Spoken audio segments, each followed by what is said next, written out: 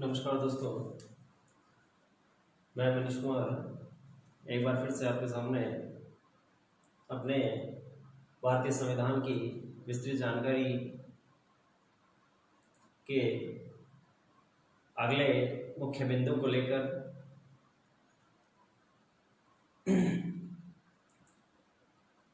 इससे पहले मैंने आपको कई सारे अध्ययन बिंदु पढ़ाए हैं। सबसे पहले मैंने आपको एक्ट के बारे में पढ़ाया, उसके बाद मैंने आपको भारतीय संविधान की प्रस्तावना के बारे में समझाया। तीसरा टॉपिक मैंने आपको इसकी विशेषताओं के बारे में बतलाया। 3 टॉपिक मैंने अब आपको पढ़ा चुका हूँ। तो आशा करता हूँ कि ये सभी टॉपिक आपको अच्छे से समझ में आए होंगे, याद हुए होंगे। फिर भी अगर आपको किसी प्रकार की कोई समस्या आती है तो आप हमारे चैनल पर हमें कमेंट बॉक्स में या हमें सजेशन दे सकते हैं। आपका हमारा चैनल पर हमेशा स्वागत है। इंस्टाग्राम पर आप डीएम कर सकते हैं, फेसबुक पे हमारा पेज बना हुआ है, उस पर आप डीएम कर सकते हैं। आप अपने सुझाव हमें दीजिए। देखिए, भारतीय संविधान एक बहुत बड़ा, विश्व का सबसे बड़ा संविधान है, लिखित संविधान। बहुत सारी विशेषताएं आपको बतलाई कि भाई हमारा जो भारतीय संविधान है, ये भारतीय संविधान विश्व का सबसे बड़ा लिखित संविधान है। और लिखित संविधान होने के साथ साथ इसमें बहुत सी ऐसी चीजें हैं जिन्हें आपने जाना नहीं है, वो मैं आपको बतलाता हूं। आज का जो हमारा मुख्य बिंदु होगा वो होगा नागरिकों के मूल कर्तव्य।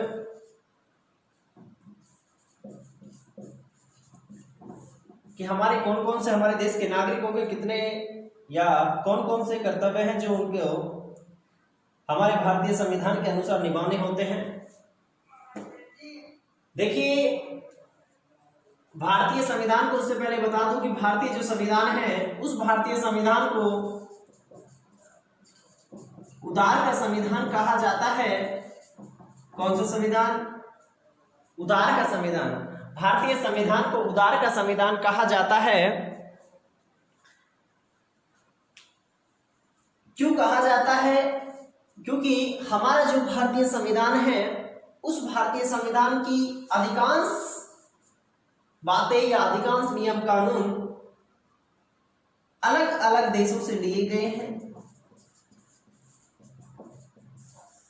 विभिन्न देशों के संविधानों का अध्ययन करने के बाद, यानी दूसरे देशों के संविधानों का अध्ययन करने के बाद, हमारे देश की संविधान सभा ने हमारे भारतीय संविधान का निर्माण किया। भारतीय संविधान सभा के द्वारा संविधान को बनाया गया।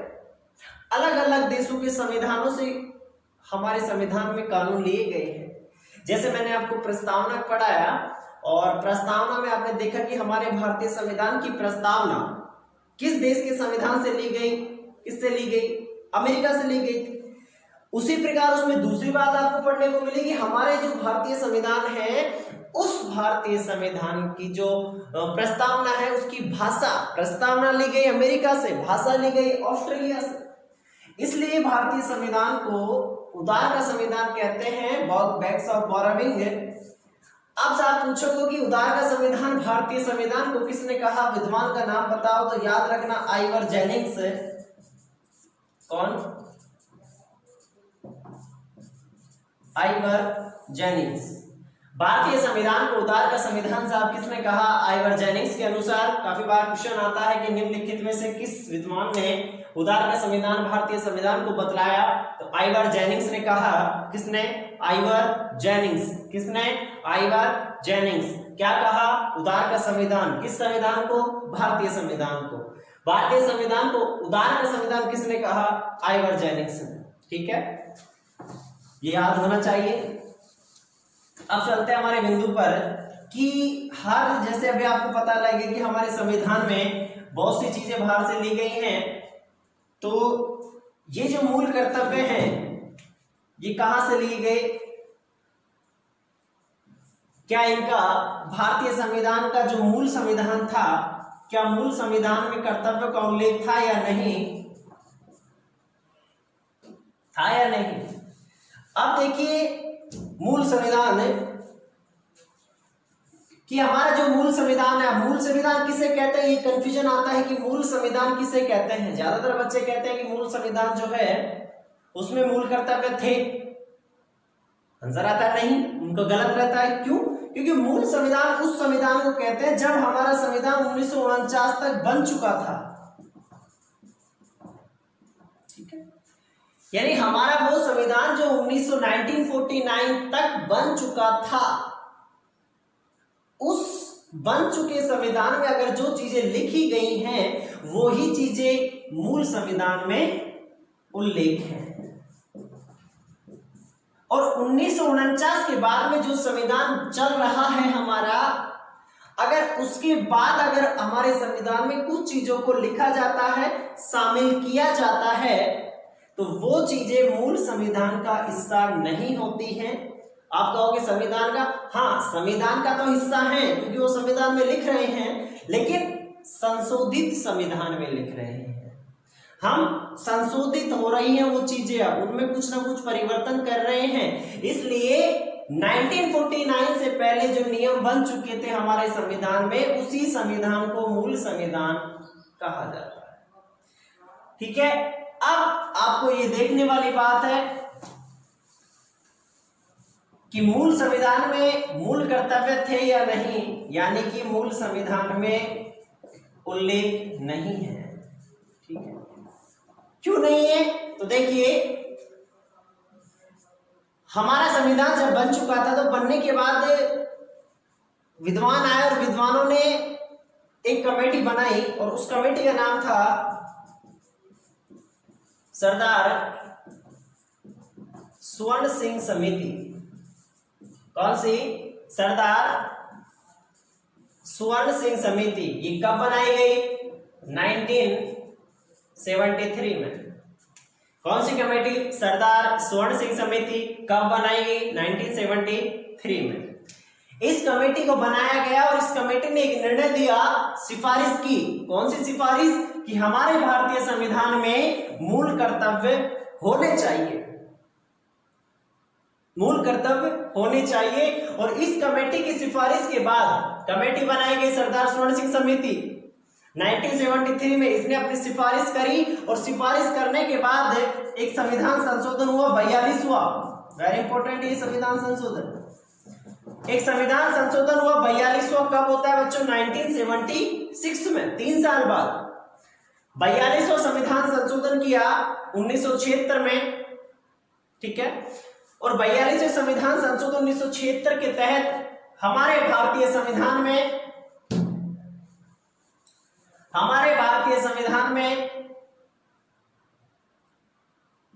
10 मूल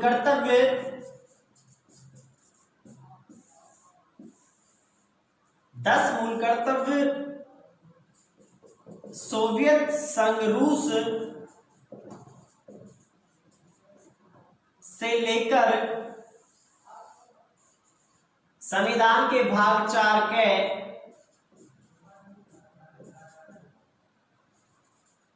आर्टिकल 51 के में जोड़े गए। ठीक है, समझ में आया कि हमारे भारतीय संविधान में मूल संविधान में कर्तव्य नहीं थे। एक कमेटी बनाई, कौन सी? सरदार स्वर्ण सिंह समिति। कौन सी कमेटी? सरदार स्वर्ण सिंह समिति। कब बनाई गई? 1973 में। और 1973 में जब ये कमेटी बनाई गई तो बनाने के बाद इसने एक डिसीजन दिया कि हमारे भारतीय संविधान में मूल कर्तव्य होना अति आवश्यक है, अति आवश्यक है। अब साहब अति आवश्यक है तो बनाए भी जाएंगे, उनको जोड़ा भी जाएगा। तो हमारे भारतीय संविधान में एक संविधान संशोधन किया गया, 42वां संविधान संशोधन। कौन सा? 42वां संविधान संशोधन कब किया गया? 1976 में, 1976 में। कमेटी बनी 1973 में, सिफारिश की, उसके 3 साल बाद 1976 में एक संशोधन हुआ, 42वां। और ध्यान रखना इस 42वें संविधान संशोधन को लघु संविधान भी कहते हैं। कौन सा संविधान? लघु संविधान। बहुत बार क्वेश्चन आता है निम्नलिखित में से लघु संविधान के नाम से किसे जाना जाता है? 42वें संविधान संशोधन को मिनी कॉन्स्टिट्यूशन के नाम से किस संशोधन को जाना गया? 42 को। इसको ध्यान रखना हमेशा, ठीक है। तो इस संविधान संशोधन के द्वारा भारतीय संविधान में कितने मूल कर्तव्य जोड़े गए? 10। प्रारंभ में हमारे मूल कर्तव्य 10 थे और वर्तमान में अगर आपसे पूछा जाए कि हमारे कर्तव्य कितने हैं तो आपको बताना है 11, ठीक है। 10 मूल कर्तव्य जोड़े गए। अब ये किस देश से लिए गए? सोवियत संघ रूस। यानी कि भारतीय संविधान ने 42वें संविधान संशोधन 1976 के द्वारा सोवियत संघ रूस के संविधान से मूल कर्तव्यों को लिया और हमारे भारतीय संविधान में इनको स्थान दिया गया। कितने मूल कर्तव्य? 10 मूल कर्तव्य। भारतीय संविधान में कितने आपको मैंने भाग बताए? 22 भाग और 395। कितने भाग बताए? 22। और अनुच्छेद कितने बताए? 395, ठीक है। अब भारतीय संविधान ने जब अपने 10 मूल कर्तव्य ले लिए तो भाई किसी न किसी भाग में इनको स्थान देना भी जरूरी है। तो संविधान के भाग 22 जो हैं उनमें से भाग नंबर 4 के 4 नहीं 4 में नीति निर्देशक तत्व है। इसका पार्ट है के, या ए भी कह सकते हो या फर्स्ट भी कह सकते हो। 4A 4 के 4(1) जो भी है। भाग 4 के इसको जरूरी याद रखना, ये नहीं कि भाग 4, क्योंकि भाग 4 अगर करोगे तो गलत हो जाएगा। भाग 4 में नीति निर्देशक तत्व है जो अभी आपको पढ़ने बाकी है। भाग 4 के में मूल कर्तव्य को जोड़ा गया। अनुच्छेद की बात करें कि भारतीय संविधान के किस अनुच्छेद में कर्तव्यों को स्थान दिया गया, तो आर्टिकल नंबर कितने? आर्टिकल 395। इनमें से आर्टिकल नंबर 51 आर्टिकल नंबर 51 के ए या 1, ये भी वही है, बस इसका पार्ट का याद रखना है। यहां भाग की बात करें कि किस भाग में कर्तव्य है, भाग 4(1) में या के में, किस अनुच्छेद में है? 51(1) या के में, ठीक है। कहां से लिए गए? सोवियत संघ रूस के संविधान से लिए गए। क्या? हमारे मूल कर्तव्य कितने लिए गए? प्रारंभ में कितने मूल कर्तव्य थे? 10। वर्तमान में कितने हैं? 11। किस संविधान संशोधन से जोड़े गए? 42वें संविधान संशोधन से। किस सन में? 1976 में। हमारे भारतीय संविधान ने किस समिति के द्वारा मूल कर्तव्यों की सिफारिश की? सरदार स्वर्ण सिंह समिति। कब की गई? 1973 में, ठीक है। फिर से देख लो, हमारे भारतीय संविधान के मूल संविधान में कर्तव्यों का कोई उल्लेख नहीं था। 1973 में सरदार स्वर्ण सिंह समिति के नाम से एक कमेटी बनी और कमेटी ने बनने के बाद सिफारिश करी कि हमारे भारतीय संविधान में मूल कर्तव्य होना अति आवश्यक है ताकि देश के नागरिकों को कुछ कर्तव्य मिल सके। इस समिति की सिफारिश के आधार पर 42वां संविधान संशोधन पारित किया गया 1976 में, और इस संविधान संशोधन के माध्यम से भारतीय संविधान ने रूस के संविधान से 10 मूल कर्तव्यों को लिया और भारतीय संविधान के भाग 4 के अनुच्छेद 51 के में इनको जोड़ दिया गया, स्थान दिया गया। प्रारंभ में ये 10 थे, वर्तमान में ये 11 है। बस इतना याद रखना है कि प्रारंभ में इसकी हर एक लाइन इंपॉर्टेंट है, हर लाइन से क्वेश्चन बनता है। आपसे कोई क्वेश्चन पूछे कि प्रारंभ में कर्तव्य कितने थे हमारे, कितने कर्तव्यों को स्थान मिला? 10। वर्तमान में हमारे मूल कर्तव्य कितने हैं? 11। अब आपसे कोई क्वेश्चन पूछ सकता है कि साहब वर्तमान में जो 11 मूल कर्तव्य है, अब ये जो 11वां मूल कर्तव्य है, 10 का तो हमें पता है 1976 में जोड़े गए थे, लेकिन जो 11वां मूल कर्तव्य है ये कब जोड़ा गया और क्या है इसके अंदर?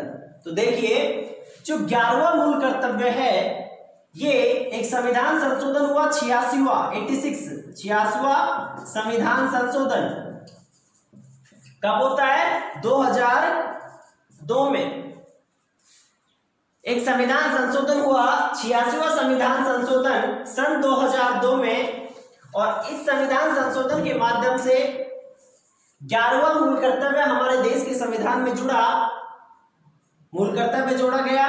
ये है क्या, 6 से 14 वर्ष के जो बालक बालिका हैं उनको अनिवार्य निःशुल्क शिक्षा देने का प्रावधान। ठीक है, ये है कि हमारा जो 11वां मूल कर्तव्य है उसमें क्या है कि 6 से 14 वर्ष के बालक बालिकाओं को कंपलसरी, अनिवार्य और निःशुल्क शिक्षा देना है, शिक्षा को बढ़ावा देना है। ये हमारा मूल कर्तव्य जोड़ा गया 11वां। कब जोड़ा गया? 86वां संविधान संशोधन। किसके माध्यम से? 86वां संविधान संशोधन कब हुआ? सन 2002 में। ठीक है, ये हमारे 11 मूल कर्तव्य हैं। प्रारंभ में ये 10 थे, वर्तमान में ये 11 हैं। और 11वां जो मूल कर्तव्य है ये आपको पता लगी गया किससे संबंधित है? बालक बालिकाओं की शिक्षा से। 6 से 14 वर्ष के बालक बालिकाओं को अनिवार्य व निःशुल्क शिक्षा देने का प्रावधान है। ठीक है, पहले कितने? 10, वर्तमान में कितने? 11। 11वां कब जोड़ा गया? 2002 में। कौन सा संविधान संशोधन? 86वां संविधान संशोधन। है क्या इसमें? 6 से 14 वर्ष के बालक बालिकाओं को अनिवार्य शिक्षा देने का प्रावधान है। ठीक है, मूल संविधान में मूल कर्तव्यों का स्थान था या नहीं, उल्लेख था या नहीं, तो आपको आंसर देना है नहीं। क्यों नहीं?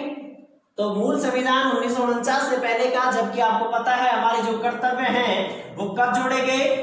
1976 में। 1976 में इनको जोड़ा गया था।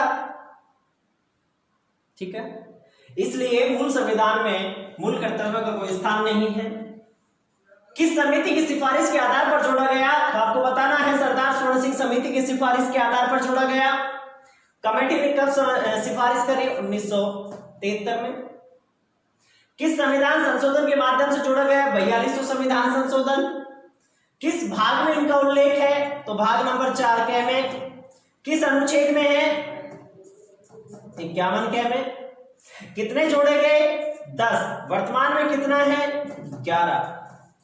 ठीक है, 11वां आपको पता है 6 से 14 वर्ष के बालक बालिकाओं से संबंधित है। कब जोड़ा गया? 2002 में। किस संविधान संशोधन? 86वां संविधान संशोधन। ठीक है, किस देश के संविधान से हमारे मूल कर्तव्यों को हमारे देश में लिया गया है? ये याद रखना, सोवियत संघ, रूस। ठीक है, इसके अलावा कुछ बातें हैं इनके बारे में, वो भी आपको बता देता हूं जो हो सकता है आपने ना सुनी हो। एक क्वेश्चन ये आता है कि मूल कर्तव्यों को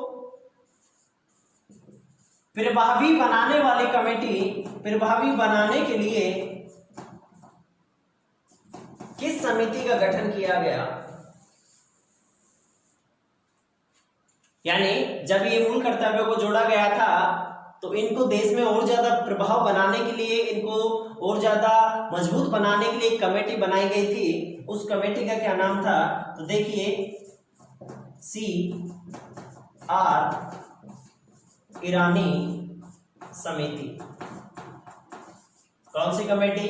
CR ईरानी समिति। इसको जरूर याद करना। आपने इसमें मूल कर्तव्य के टॉपिक में 2 आपको समितियां मिलेंगी। कौन सी? एक तो सरदार स्वर्ण सिंह समिति, जिनको यानी उसने सिफारिश करी थी कर्तव्यों को जोड़ने के लिए। दूसरी आपको मिलेगी CR ईरानी समिति। इसने क्या किया कि देश में जब मूल कर्तव्यों को जोड़ दिया गया संविधान में, तो इन मूल संविधानों को, मूल कर्तव्यों को प्रभावी बनाने के लिए इस कमेटी को बनाया गया था, ताकि देश में इस कमेटी, ये कमेटी का क्या काम था? मूल कर्तव्यों को और ज्यादा प्रभावित बनाना और ज्यादा मजबूत करना। ठीक है, तो मूल क्वेश्चन आता है कि मूल कर्तव्यों को प्रभावित बनाने के लिए किस कमेटी का गठन किया गया? तो आंसर आएगा CR ईरानी समिति। ठीक है, अब देखिए मूल कर्तव्य, बातें हैं कुछ कि मूल कर्तव्य न्याय योग्य नहीं है। किसके योग्य नहीं है? न्याय योग्य नहीं है।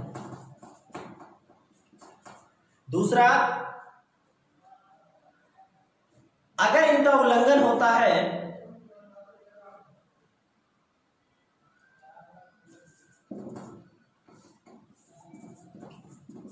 अगर आपके कर्तव्यों का उल्लंघन होने पर जो आपका न्यायालय है या हाई कोर्ट हो या सुप्रीम कोर्ट हो, यहां दंड का प्रावधान नहीं है। बस ये चीज आपको जरूर याद करनी है कि भाई जैसे मौलिक अधिकार हैं, अगर आपके मौलिक अधिकारों का हनन होता है तो आप हाई कोर्ट भी जा सकते हो, आप सुप्रीम कोर्ट भी जा सकते हो।